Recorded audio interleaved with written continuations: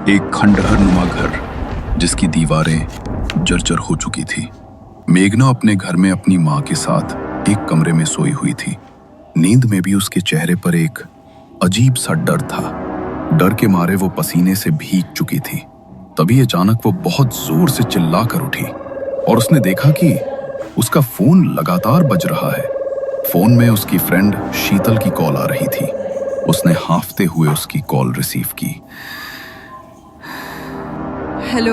Hello मेघना, क्या हुआ तुझे? तू इस तरह हाफ क्यों रही है? सब ठीक तो है ना? पता नहीं शीतल, मैंने तुम्हें वो सपना बताया था, याद है? वो जगह बार बार मेरे सपनों में क्यों आती है? ऐसा लग रहा है कोई मुझे बुला रहा है। मुझे बहुत डर लग रहा है यार, बार बार वही सपना। कैसे हो सकता है ये? अरे बाबा, ये तेरे मन का वहम है। एक बार जिस चीज का डर मन में बैठ जाता है तो निकल नहीं पाता। तू बार बार उस चीज के बारे में सोचती है, इसलिए तुझे बार बार वो जगह सपने में दिखाई देती है। तू चिंता मत कर, सब कुछ बिल्कुल ठीक है। और मैंने तुझे इसलिए कॉल की थी कि आज शाम को हम घूमने जा रहे हैं, तो चुपचाप हमारे साथ आ जाना। अरे लेकिन माँ को अकेले छोड़कर कैसे आऊँ? तुझे तो पता है ना माँ की हालत के बारे में। हाँ बाबा, पता है, लेकिन एक दिन के लिए मैनेज कर लेना। अपनी पड़ोस वाली आंटी को बोल दे, एक दिन के लिए वो आंटी का ध्यान रख लेंगी। वो भी तो बहुत बार अपने बेटे को तेरे पास छोड़कर जाती हैं। अच्छा ठीक है, शाम को मिलते हैं। शाम को मेघना अपने दोस्तों के साथ घूमने के लिए निकल गई। विक्की, समीर, नैतिक, शीतल और मेघना पांचों दोस्त अपनी गाड़ी में एंजॉय करते हुए मेहरगढ़ की ओर निकल गए। मगर मेघना का मन अभी भी बेचैन था।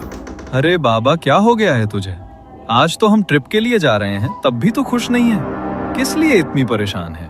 कुछ नहीं यार, लेकिन कुछ अजीब सा लग रहा है, जैसे कोई तो अनहोनी होने वाली है। कोई तो है जो मुझ पर नजर रखे हुए है। अरे यार, तू क्या देखने लगी है आजकल, जो तेरा दिमाग ऐसा हो गया है? थोड़ी कम भूतिया नॉवेल्स पढ़ा कर तो तेरा दिमाग थोड़ा ठिकाने रहेगा। पता नहीं कैसी अजीब अजीब बातें सोचती रहती है। रात को रोड बिल्कुल खाली था, तो समीर फुल स्पीड में गाड़ी भगा रहा था। तभी अचानक रास्ते पर उसकी गाड़ी बंद पड़ गई। अरे यार, अब ये गाड़ी कैसे बंद पड़ गई? पिछले हफ्ते ही तो सर्विसिंग कराई थी इसकी, टैंक भी फुल है। रुक, मैं देखता हूँ, तू जल्दी से टॉर्च लेकर आ। समीर ने टॉर्च निकाली और विकी ने गाड़ी को चेक किया तो गाड़ी का इंजन पूरी तरह गर्म हो चुका था और अंदर की तार भी जल चुकी थी। अरे यार, तार भी जल गई। अब तो जब तक मैकेनिक इसे आकर ठीक नहीं करेगा तब तक ये स्टार्ट नहीं होगी। और मुझे लगता नहीं कि इस टाइम यहाँ पर कोई मैकेनिक मिलेगा। पूरा खेत और जंगल का इलाका है ये। आज रात बिताने के लिए आसपास कोई जगह देखनी होगी। शायद खेत के बीच कोई झोपड़ी वगैरह बनी हुई हो।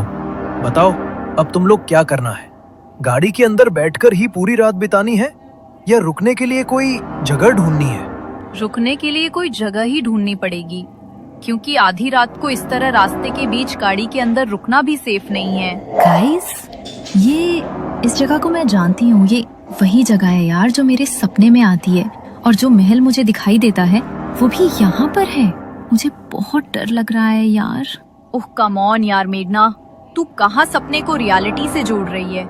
ऐसा कुछ भी नहीं है। देख तो, पूरा खेत और जंगल का इलाका है ये। यहाँ पर कहाँ तेरा वो महल आएगा?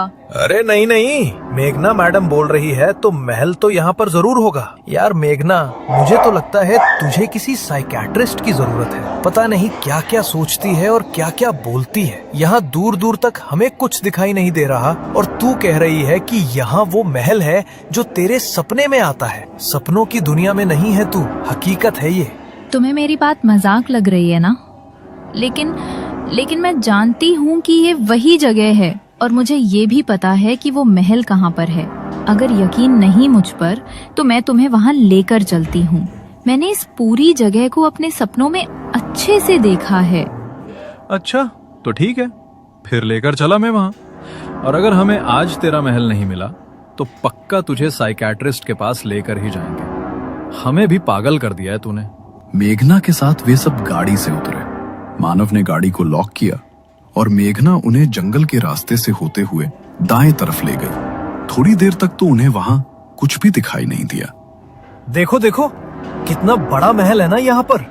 मेघना, क्यों फालतू के चक्कर कटवा रही है इतनी रात को? कुछ भी तो नहीं है यहाँ। बस थोड़ी दूर और सामने ही वो महल है। वो सब अब मेघना से इरिटेट होने लगे थे, मगर जैसे ही वो थोड़े आगे बढ़े तो सामने सचमुच एक महल था। उस महल को देखकर वो सब चौंक गए और मेघना की आंखें फटी की फटी रह गईं।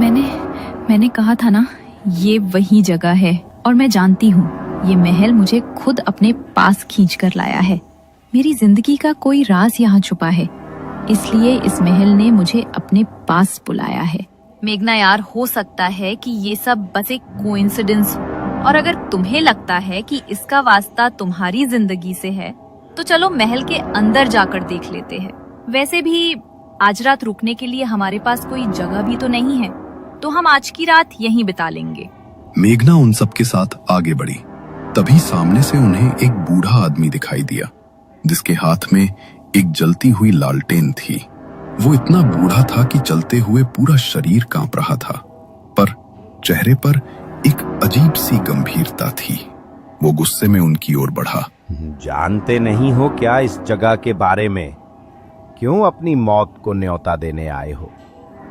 शांत है वो इतने सालों से, अगर जाग गई तो किसी को नहीं छोड़ेगी। अरे अंकल, ये ऐसी लोकेशंस पर आपके जैसे लालटेन वाले बुढ़े फिक्स होते हैं क्या? बेफालतू में डराने आ जाते हो।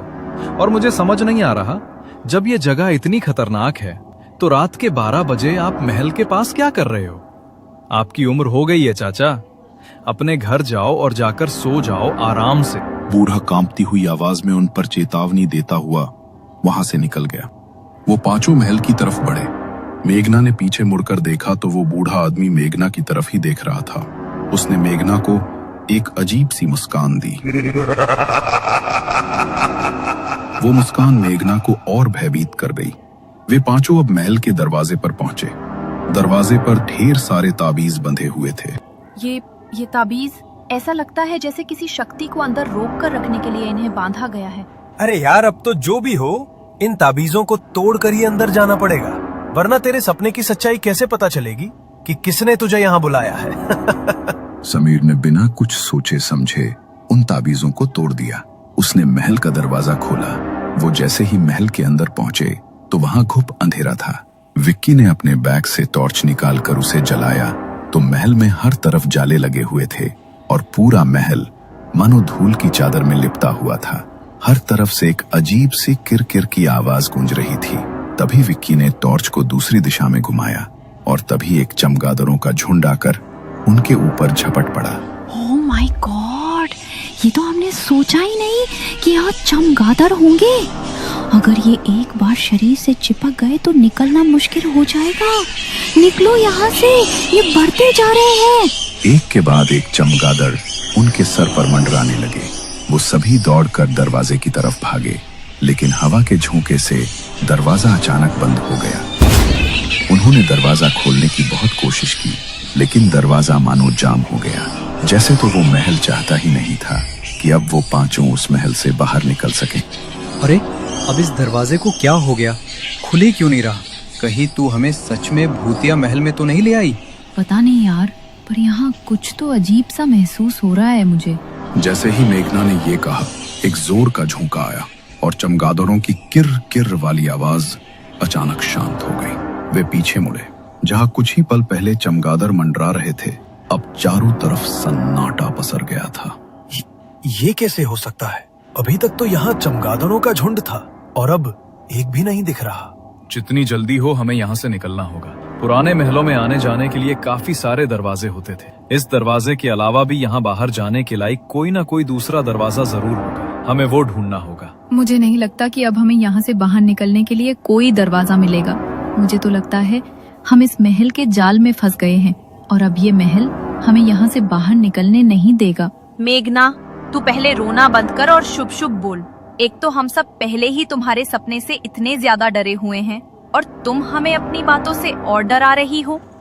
वो सभी दूसरा दरवाजा ढूंढने के लिए पीछे की तरफ जाने लगे। तभी उन्हें वहां पर घुंघरुओं की आवाज सुनाई दी, जैसे तो कोई अपने पैरों में घुंघरू पहने उनकी ओर ही बढ़ता हुआ आ रहा हो। वो आवाज धीरे धीरे बढ़ने लगी और चारों तरफ से वो आवाज उनके कानों में गूंजने लगी। अचानक फिर से चमगादड़ों ने उनके ऊपर हमला कर दिया और खुद को बचाने के लिए वो सभी इधर उधर भागने लगे। भागते भागते मेघना छिपने के लिए ऊपर की तरफ भागी। उसके पीछे चमगादड़ों का झुंड था। उसने देखा कि सामने एक कमरे का दरवाजा खुला है, तो वो चमगादड़ों से बचने के लिए सामने के उस कमरे में चली गई और अंदर से दरवाजे को बंद कर लिया। वो अभी भी बुरी तरह हाँफ रही थी। उसने कुछ देर वहां चैन की सांस ली। तभी उसके कानों में एक आवाज पड़ी, जैसे तो कोई बड़ी दर्द भरी आवाज में कुछ गा रहा हो। ये कैसी आवाज आ रही है? ये गाने की आवाज तो मुझे मेरे सपने में भी सुनाई देती है, जैसे कोई बहुत दर्द में हो। लेकिन मेरे अलावा यहाँ पर और कौन है? कहीं कोई आत्मा तो नहीं? या कहीं ये चारों ही तो मुझे डराने की कोशिश नहीं कर रहे? शीतल, विकी, समीर, नैतिक, तुम लोग मुझे डराने की कोशिश कर रहे हो ना? देखो प्लीज अपना मजाक बंद करो, मुझे सच में डर लग रहा है। मेघना को उसकी बात का कोई जवाब नहीं मिला। तभी उसे कमरे में घुंघरू की आवाज सुनाई दी। उसने पलट कर देखा तो कमरे की खिड़की बड़ी ही तेज आवाज के साथ खुली। कमरे के अंदर जैसे ही चांद की हल्की रोशनी पड़ी तो दूसरी तरफ एक परछाई उभरी, बिखरे बाल और नृत्य करती हुई एक स्त्री। उस परछाई को देखकर मेघना मानो उसकी ओर ही खिंचती चली गई। मेघना ने कमरे में अंदर की तरफ बढ़कर देखा तो एक बड़ी ही खूबसूरत नर्तकी के कपड़े पहनी एक औरत उसकी ओर पीठ करके खूब सुंदर नृत्य कर रही थी। उसके घुंघरू की आवाज और संगीत की धुन उस पूरे कमरे में गूंज रही थी। मेघना एक टकटकी लगाकर बस उसे ही देखे जा रही थी। तभी अचानक उसने नृत्य करना बंद कर दिया और अचानक वो मेघना की तरफ पलटी। उसका चेहरा बेहद भयानक था। आंखों की पुतलियां पलटकर ऊपर को हो चुकी थी और चेहरे का मांस गलकर उसके भीतर कीड़े रेंग रहे थे। शरीर पर भी हर जगह कीड़े लिपटकर उसके सड़े हुए मांस को खा रहे थे। उसका इतना भयानक चेहरा देखकर मेघना की चीख निकल गई। वो औरत अचानक से मेघना के ऊपर झपटी, मगर इससे पहले वो उसे कुछ नुकसान पहुंचा पाती, अचानक से कमरे का दरवाजा खुला और वो औरत कहीं गायब हो गई। मेघना ने देखा तो उसके दोस्त भागते हुए उसके पास आ रहे थे। उन्हें देखकर उसका मन कुछ शांत हुआ और वो जल्दी से उठी। अच्छा हुआ तुम मिल रही हमें, ये जगह बहुत खतरनाक है। तुम सच कह रही थी, कुछ तो अजीब है इस जगह में, मगर पता नहीं तुम्हारे सपने से इसका क्या वास्ता है। उठो और जल्दी चलो यहाँ से। नैतिक ने मेघना का हाथ पकड़ा और वो पांचों वहां से नीचे की तरफ भागे। बाहर जाने का दरवाजा अभी भी खुलने का नाम नहीं ले रहा था, मगर उन सब ने मिलकर जोर लगाया तो दरवाजा खुल गया। वो जल्दी से भागकर अपनी गाड़ी में बैठ गए। पहले उनकी जो गाड़ी स्टार्ट नहीं हो रही थी वो अब एक बार में ही स्टार्ट हो गई। उसी वक्त वो लोग वहां से निकल गए, मगर वहां से निकलने के बाद भी मेघना के चेहरे पर एक अजीब सा डर था। वो बहुत बुरी तरह सहमी हुई थी। मैं जानती हूँ मेघना कि तुम्हारे सपनों का आज हकीकत से सामना हुआ है। ये तो हम भी नहीं समझ पा रहे कि ऐसा कैसे हो सकता है, लेकिन तुम डरो मत, हम वहाँ से वापस आ गए हैं। प्लीज तुम रिलैक्स हो जाओ। मेघना ने शीतल की तरफ देखा, मगर उसकी बात का उसने कोई जवाब नहीं दिया। वो लोग पहले ही 6 घंटे की ड्राइव करके वहां पहुंचे थे और वापस आते हुए भी उन्हें गाड़ी चलाते हुए लगभग 4 घंटे बीत चुके थे। सुबह की हल्की हल्की रोशनी होने लगी थी। तभी समीर में एक ढाबे के पास अपनी गाड़ी रोकी। यार बहुत भूख लग रही है, चलो कुछ खा लेते हैं। वैसे भी कल रात से दिमाग खराब चल रहा है मेरा। अरे तो अभी भी क्यों बुत बनकर बैठी है? जो बीत गया सो बीत गया, चलो खाना खाने चलते हैं, मुझे तो बहुत भूख लगी है।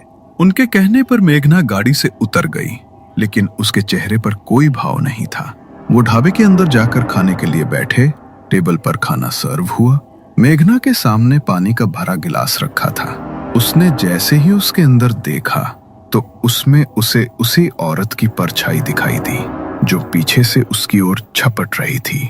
ये देखकर मेघना ने उस गिलास को उठाकर दूर फेंक दिया और जोर जोर से चिल्लाने लगी। उसका पूरा शरीर कांपने लगा और पसीने से भीग गया। उसके ऐसी हालत देखकर उसके दोस्त भी बुरी तरह घबरा गए। वो मुझे मार डालेगी, वो यहाँ तक मेरे पीछे आ गई है। मुझे उससे बचा लो, वो मुझे मार डालेगी। कोई तुम्हें नुकसान नहीं पहुंचाएगा मेघना, यहाँ कोई नहीं है। प्लीज डरना बंद करो। कल जो हुआ उसे भूल जाओ। हम सब तुम्हारे साथ हैं, तुम्हें कुछ नहीं होगा। गाइस प्लीज चलते हैं यहाँ से।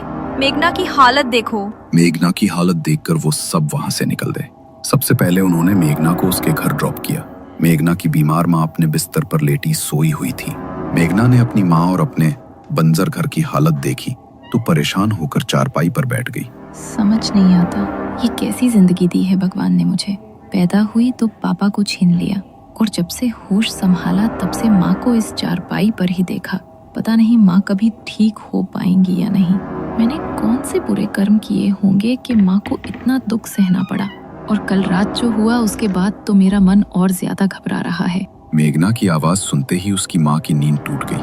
वे धीरे धीरे अपने बिस्तर से उठी और लड़खड़ाती आवाज में मेघना को पुकारने लगी। आ गई तू, जरा मुझे एक गिलास पानी दे दे। मेघना ने सहारा देकर अपनी माँ को उठाया और उसे पानी पिलाया। उसकी माँ की हालत इतनी खराब थी कि पानी पीते हुए भी आधा पानी उनके मुंह से नीचे गिर रहा था। मेघना हर रोज अपनी माँ की हालत देखकर रोने लगती थी। ना तो इतने सालों से उसकी माँ की हालत में कोई सुधार आया था और ना ही भगवान उन्हें अपने पास बुलाता था। अपनी माँ का दुख देखकर मेघना हर दिन तड़पती थी। रात हुई मगर मेघना के दिमाग से कल रात की बातें नहीं जा रही थी।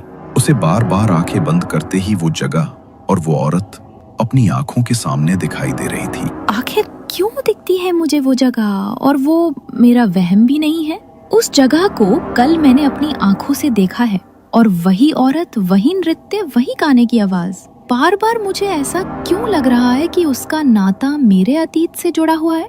कुछ बुरा, कुछ बहुत बुरा। ये सब सोचते सोचते मेघना की आंख लग गई। बड़ी मुश्किल से उसे आज नींद आई थी मगर जैसे ही वो गहरी नींद में जाने लगी तभी उसे दरवाजे पर ठक ठक की आवाज सुनाई दी। उस आवाज से वो अचानक से नींद में हड़बड़ा कर उठी। कुछ पल के लिए वो आवाज शांत हो गई। मेघना को लगा शायद वो कोई ऐसा सपना देख रही थी मगर वो जैसे ही दोबारा अपनी आंखें बंद करने लगी तभी फिर से दरवाजे पर ठक ठक की वही आवाज हुई। इतनी रात को दरवाजे पर कौन आया होगा? अगर मैं दरवाजा नहीं खोलूंगी तो माँ की नींद टूट जाएगी। माँ की नींद न टूट जाए इसलिए मेघना ने दरवाजा खोल दिया मगर दरवाजे के बाहर उसने जो देखा वो देखकर उसकी रूह कांप गई। नर्तकी के कपड़े पहने एक औरत अपने चेहरे पर घूंघट लिए ठीक उसके सामने खड़ी थी। मेघना ने कांपती हुई आवाज में उससे पूछा, कौन हो तुम? इतनी रात को यहाँ क्या कर रही हो? मेघना के इतना पूछते ही उसने कसकर मेघना का हाथ पकड़ लिया। हवा के झोंके से उसके चेहरे का घूंघट हटा तो मेघना की जान उसके हलक में अटक गई। उसका चेहरा ठीक वैसा ही था मेघना को जो आत्मा महल में दिखाई दी थी।